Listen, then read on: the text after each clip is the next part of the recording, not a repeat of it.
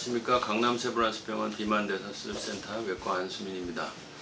2022년 중반기를 지나면서 지금 현재 이 비만대사 수술과 관련된 이슈들이 무엇인지 한번 간추려보는 시간을 가지려 합니다.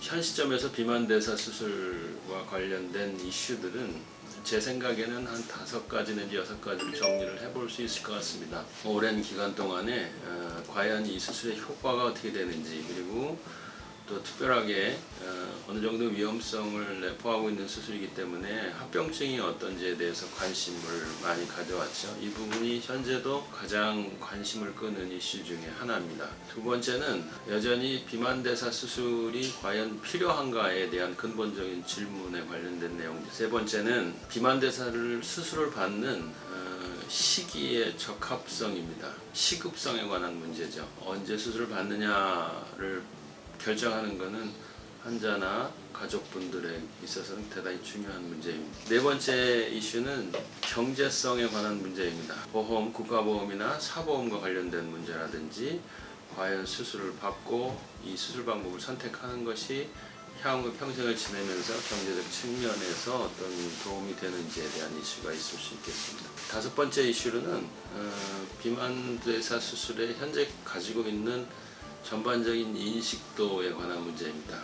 수술 자체에 대한 이해도, 환자가 가지고 있는 자책감이라든가 자괴감, 그리고 비만에 대한 편견, 차별 등에 관한 해결되지 않은 문제들에 대한 지속적인 이슈가 남아 있습니다. 마지막으로 생각해 볼 수 있는 것은 수술 방법의 적합성입니다. 현재 주류를 이루고 있는 소매 절제술이 일시적 현상일 수도 있겠다는 우려가 계속 있어 왔고, 저도 그렇게 생각을 하고 있습니다. 그래서 수술 방법의 적합성에 관한 문제, 자세한 설명들을 이전 자료들을 찾아보시면 정보를 얻으실 수 있습니다. 그러나 일단 오늘은 쭉 달려온 일정을 정리하는 의미에서 간략하게 답을 정리를 해보고, 그 다음에 수술을 생각하시는 분들이 수술을 선택하게 될 때까지 도움이 될 만한 내용들을 앞으로 또 설명을 드리도록 하겠습니다. 첫째 문제, 비만대사 수술의 효과와 합병증. 이미 답이 남아있는 문제입니다. 많은 연구들을 통해서 오랜 기간 동안의 결론에 도달한 문제죠. 비만대사 수술만이 비수술적 치료에 비해서 월등한 체중 감량 효과가 있다. 산술적으로 표현하면 비수술적 치료는 5%의 체중 감량의 목표가 될 수 있으나 수술적 치료는 평균 30% 정도의 체중 감량을 목표로 한다. 비교할 수 없는 수치가 될 것이고, 더 중요한 것은 요요 없이 지속적인 효과를 평생 유지할 수 있는 방법은 수술만이 유일하다는 문제입니다. 결론은 그렇고요. 그 다음에 합병증에 관한 문제는 치명적인 합병증에 관심을 가질 수 있는데, 치명적인 합병증 비율은 보통 0.1에서 0.3%는 발생을 합니다.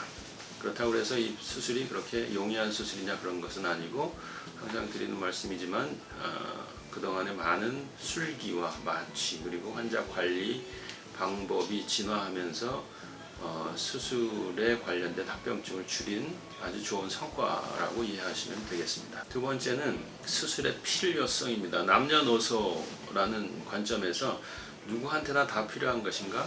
남녀의 구분은 물론 없습니다. 연령으로는 소아청소년 시기부터 해서 현재까지는 60대 후반까지는 큰 무리 없이 적용할 수 있다, 이렇게 되어 있습니다. 그리고 비만도별로 보면 우리나라 환자들 기준으로 했을 때 체질량 지수 30 이상이면서 다양한 동반질환 중에 하나가 있으면 체중 감량과 더불어 여러 가지 동반질환을 동시에 해결할 수 있는 방법이기 때문에 이런 시점에서 꼭 필요하다, 이렇게 되어 있고요. 다양한 각도에서 여러 과에서 접근해서 하나하나 해결하는 것이 아니고 수술로 일거에 해결할 수 있는 방법이 있다. 그래서 이런 이유로 수술이 필요한 것이다 라고 이해하시면 될 것 같습니다. 세 번째는 수술의 시급성입니다. 수술을 꼭 지금 선택해야 되느냐, 또는 너무 이르냐, 아니면 이미 늦었느냐에 관련된 문제입니다. 1차적으로 비수술적 치료에 관해서 실패를 반복하고 요요를 경험하면서 언제까지 그러면 수술 시기를 미룰 것이냐는 문제입니다. 요요를 경험하고 반복되는 실패는 최소화하는 것이 답이라고 연구되어 있고 그렇게 권고가 되고 있습니다. 이유는 수술 후 체중 감량의 효과는 수술 전 체중 상태가 좌우합니다. 체지방 지수 50에나 60인 환자가 수술을 받아서 35나 40까지 1년 정도 지났을 때 떨어질 수 있습니다. 그러나 35나 40은 아직도 수술에 적응 대상이 되는 체중입니다.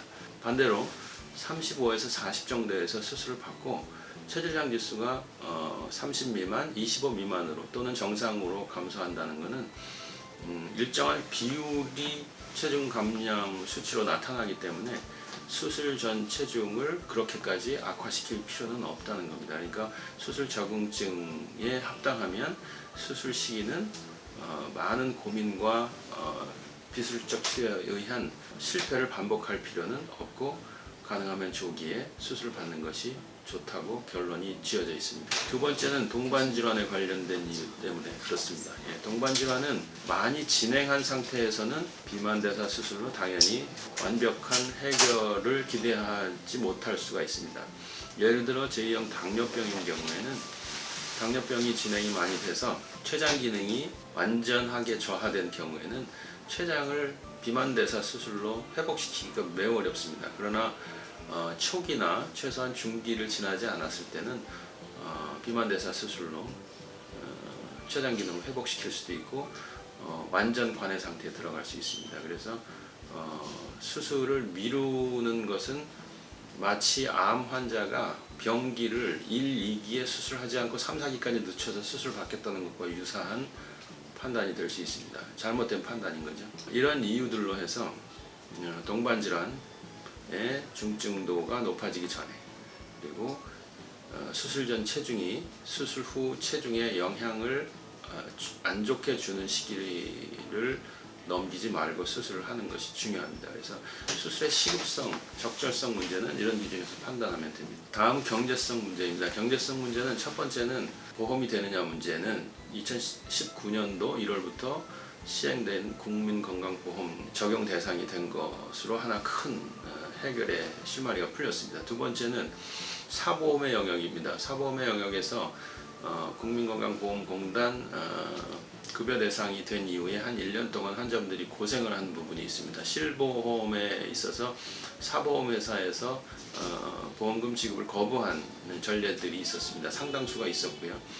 그래서 비만대사외과 학회에서 이 문제를 적극적으로 개입을 해서 해결을 했습니다. 그래서 지금은 실보험을 모든 분들이 다 수령할 수 있습니다. 그러나 보험금 지급은 보험회사의 영업과 관련된 순이익과 관련된 문제이기 때문에 아직도 일부 보험회사에서는 환자들 개별적으로 보험금 지급에 대해서 거부를 1차적으로 하는 경우가 있습니다. 그러나 물론 잘못된 불법이고요. 이 문제에 대해서는 다음 단계의 조치를 하시는 경우에는 최근에는 다 100% 보험금을 실보험까지도 받으실 수가 있습니다. 두 번째, 이런 현실적인 문제보다도 더 중요한 학술적인 문제가 하나 있습니다. 수술을 받는 것이 경제적으로 의료 비용 면에서 유리하냐 아니면 고비용의 수술을 받지 않고 일반적인 비수술적 치료를 조합하는 것이 개인 경제 부담이 덜 되느냐 하는 문제입니다. 이거는 이미 결론이 나 있습니다. 전 세계적으로도 연구가 끝난 문제고 우리나라에서도 2015년경에 연구가 끝났습니다. 그래서 건강한 상태를 유지하기 위해서 비만을 해결하는 방법으로서 수술과 또는 평생 쓰는 관련된 비술적 의료 비용의 부담을 비교했을 때 수술 비용이 월등히 저렴하게 판단이 됐습니다. 그래서 이것이 건강보험공단에서 대국민 보험 지급 대상으로 전환하게 된 이런 가장 중요한 연구 결과입니다. 그러니까 현실적인 문제라든가 학술적인 면에서 모든 부분에서 경제성은 수술이 월등하다 이렇게 생각하시면 됩니다.